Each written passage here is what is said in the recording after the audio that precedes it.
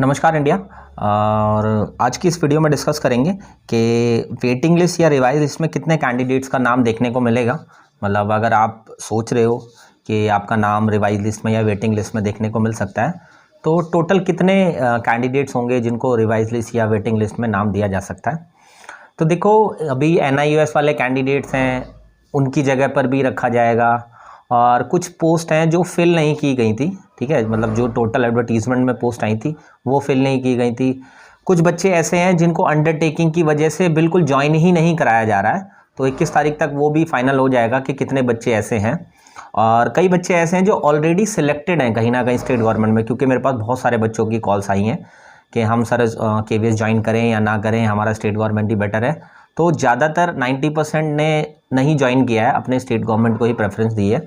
और मेरा भी मानना यही है कि स्टेट गवर्नमेंट में अगर आप ऑलरेडी वर्किंग हो तो आपके लिए बेस्ट वही है, बिकॉज़ आप KVS में अपने होम टाउन में पॉसिबल नहीं है कि आप वापस आ सको। तो ऑन एन एवरेज अगर हम देखें तो अराउंड 500 to 700 का आंकड़ा मिनिमम बन सकता है, जो वेटिंग लिस्ट या रिवाइज लिस्ट के तौर पर 500 से 700 के बीच में कैंडिडेट्स को दोबारा से लिस्ट जारी करके ज्वाइन कराया जाए। तो अगर आप वाकई में आपका इंटरव्यू अच्छा गया था और आपके रिटर्न में भी काफ़ी अच्छे मार्क हैं, तो उन सभी बच्चों के लिए ये खुशखबरी हो सकती है। अब देखना ये है कि 21 तारीख के बाद कब आपको ये लिस्ट देखने को मिलती है। अमूमन ये लिस्ट थोड़ा सा टाइम ले करके आती है, क्योंकि सब कुछ फाइनल हो जाता है, लेकिन ज़्यादा पोस्ट खाली है, तो ये ज़्यादा समय ना लेते हुए आपको ज़्यादा से ज़्यादा, मुझे ऐसा लगता है, आई एम नॉट श्योर, जनवरी के अंदर आपको देखने को मिल सकती है वेटिंग लिस्ट या रिवाइज लिस्ट। ठीक है, काफ़ी बच्चे कह रहे हैं कि 25 के अराउंड मिलेगी, तो 25 तक तो मुझे नहीं लगता, क्योंकि इतनी जल्दी नहीं करेंगे। और रही बात जनवरी में, हाँ उम्मीद है कि जितना भी जल्दी करेंगे, लेकिन फिर भी जनवरी तो लग ही जाएगा कि जनवरी के अंदर आपको वो लिस्ट देखने को मिलेगी। तो आप सब लोगों को उस चीज़ में, जो भी बच्चे वेट कर रहे हैं, एक किरण आशा की देखने को उसमें ज़रूर मिलेगी। ठीक है, तो अपनी उम्मीद बनाए रखें उसके साथ। इसके अलावा कैट केस में KVS ने क्या जवाब दिया है। एक कैट केस मैंने आप लोगों को बताया था कि KVS PRT में कैट केस फाइल कर दिया गया है, और इसके अलावा KVS का TGT SST का भी कैट केस फाइल किया गया है।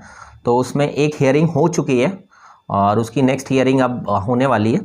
तो जो उन्होंने रिप्लाई फाइल किया है, उस रिप्लाई के अंदर चीज़ें वो निकल करके आई हैं कि जो भी उन्होंने प्रोसीजर था वो सारी चीज़ें डिटेल में बताई हैं।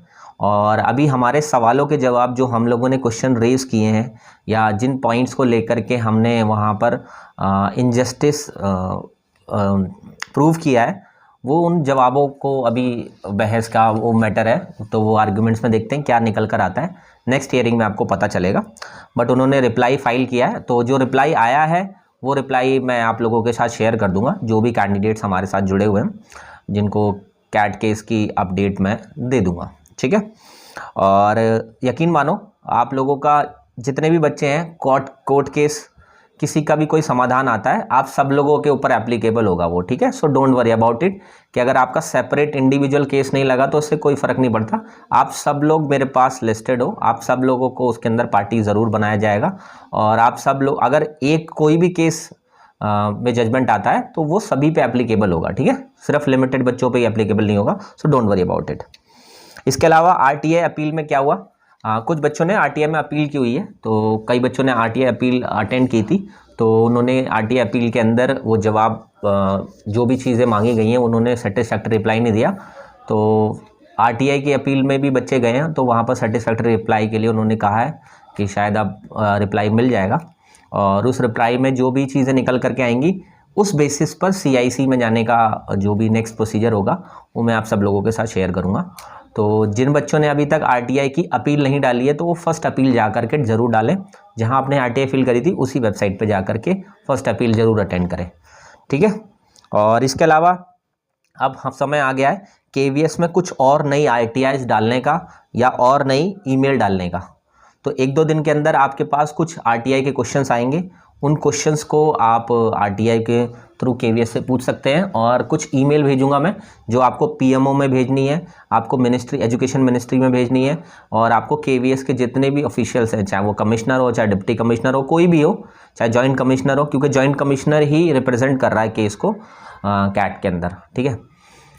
तो इन सभी को आपको ईमेल्स भेजनी है। वो ईमेल्स का क्या फॉर्मेट है वो भी मैं आप लोगों के साथ शेयर करूंगा, जो भी बच्चे ग्रुप में ऐड है, ठीक है। और इस वीक में आप सब लोग तैयार हो जाओ। केवीएस हेडक्वार्टर में जो भी पॉसिबल है, जो दिल्ली के आसपास रहता है, वो केवीएस हेडक्वार्टर चलने के लिए रेडी हो जाओ और अपने हक के लिए आवाज़ उठाओ। और वहाँ जा कर के डीसी से बात करो, कमिश्नर से बात करो, जॉइंट कमिश्नर से बात करो, जिससे भी आपको लगता है कि आपका समाधान निकल सकता है। क्योंकि जब तक आप वहाँ पर उनको बोलोगे नहीं, तब तक उनके समझ में नहीं आएगी कि आपके साथ इनजस्टिस हुआ है, और आगे की लिस्ट में आपकी उम्मीद नहीं बनेगी तब तक, ठीक है। तो उस चीज़ को जब तक फाइनल रिवाइज लिस्ट या वेटिंग लिस्ट नहीं आ जाती, तब तक आपके पास मौका है कि आप जो भी केवीएस तक पहुंचाना चाहते हो अपना मैसेज, वो पहुंचा सकते हो। टाइमिंग क्या रहेगा वो मैं बता दूंगा आपको। जिस दिन भी जाना होगा उस दिन का टाइमिंग मैं आपको पहले सेट कर दूंगा। और इसके बाद मैंने प्लान किया है, जैसे कैट केस के अंदर जो भी चीज़ें चल रही है, क्योंकि कैट केस में आपको पता है ये PIL फाइल नहीं हो सकती है ना, पब्लिक इंटरेस्ट लिटिगेशन, यानी बहुत सारे लोगों को लेकर के हम कैट केस फाइल नहीं कर सकते, सबको इंडिविजुअली फाइल करना पड़ेगा। फिर भी मैंने 2-3 केसेस फाइल कर दिए हैं, और कुछ बच्चों के और कैट केस फाइल करूँगा मैं। लेकिन जैसा भी रहेगा, इन सब बच्चों को, जो बच्चे हमारे साथ कनेक्टेड हैं ग्रुप के अंदर, या जो भी यूट्यूब पर भी हमारे साथ बने हुए हैं, वो सभी लोग कांटेक्ट में रहना। मैं एक PIL मूव करने की सोच रहा हूँ कोर्ट के अंदर, ठीक है। लेकिन अभी कैट की तरफ से थोड़ा सा कोई सेटिस्फैक्टरी रिप्लाई आ जाए, उसके बाद हम RTI मूव कर PIL मूव कर सकते हैं, क्योंकि कोर्ट भी यही निर्देश देगा कि हमें कैट में जाना चाहिए। तो कैट का ऑर्डर लेकर ही हम PIL फाइल करेंगे, ठीक है।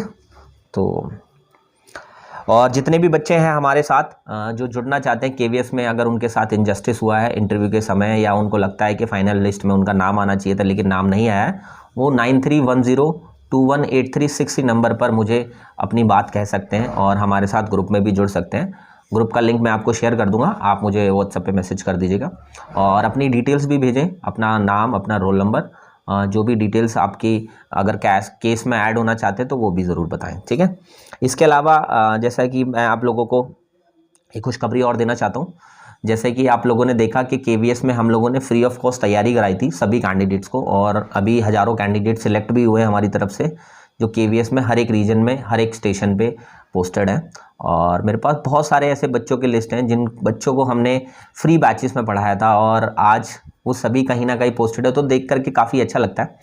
वही सेम चीज़ जो हमने केवीएस में सभी बच्चों के लिए की थी, वही हम लोग DSSB, चंडीगढ़ PRT और टीचिंग के जितने भी एग्ज़ाम्स होते हैं, इन सभी में हम एक फ्री ऑफ कॉस्ट बैच लेकर के आए हैं उन सभी बच्चों के लिए जिन बच्चों का केवीएस में सिलेक्शन नहीं हुआ, और जो बच्चे डिज़र्विंग थे उनके लिए स्पेशली, और जिन बच्चों के साथ इनजस्टिस हुआ है उन बच्चों को मैं सिर्फ यही एडवाइस करना चाहूँगा कि एक तरफ आपका जो कोर्ट केस में आपकी हेल्प कर रहा हूँ, उसके साथ साथ आप अपनी प्रिपरेशन को भी आगे कंटिन्यू बनाए रखिए। अगर आप DSSB देने वाले हैं, अगर आप चंडीगढ़ PRT देने वाले हैं, अगर आप यूपी गवर्नमेंट की LT ग्रेड या कोई और टीचिंग पोस्ट के लिए देना चाहते हैं, या आप EMRS के लिए एग्ज़ाम देना चाहते हैं, चाहे BPSC का एग्ज़ाम देना चाहते हैं, उन सभी एग्ज़ाम्स का मैंने एक कॉमन बैच बनाया है जिसके अंदर हम कॉमन सिलेबस कराएंगे, जिससे कि एक प्रिपरेशन से आपके सभी एग्ज़ाम्स, और इसी के साथ साथ केवीएस की जो न्यू वैकेंसी आएगी, अगर हो सकता है कि 2024 के एंड में, नवंबर दिसंबर में कोई न्यू वैकेंसी आपको देखने को मिले, या 2025 की स्टार्टिंग में देखने को मिले केवीएस की,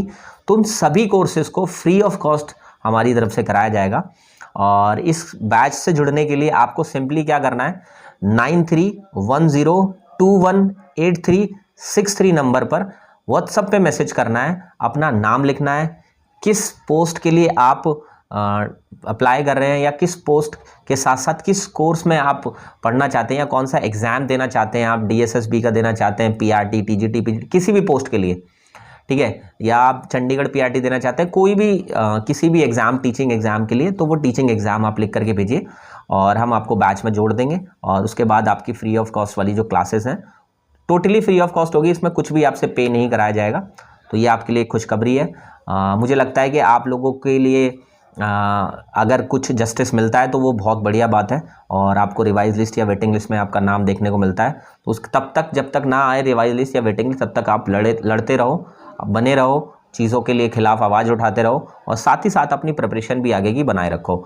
और मैंने पहले भी आपको कहा है कि मुझे सिर्फ 1 साल दे दो। मैं मानता हूं कि केवीएस में चीज़ें धांधलेबाजी से चली हैं या उस तरीके से नहीं चली जिस तरीके से एक चलनी चाहिए थी, जस्टिस होना चाहिए था।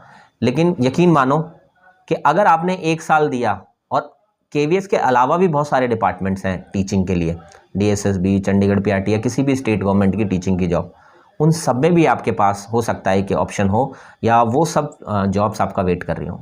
तो उसमें पूरी जी जान लगा दो।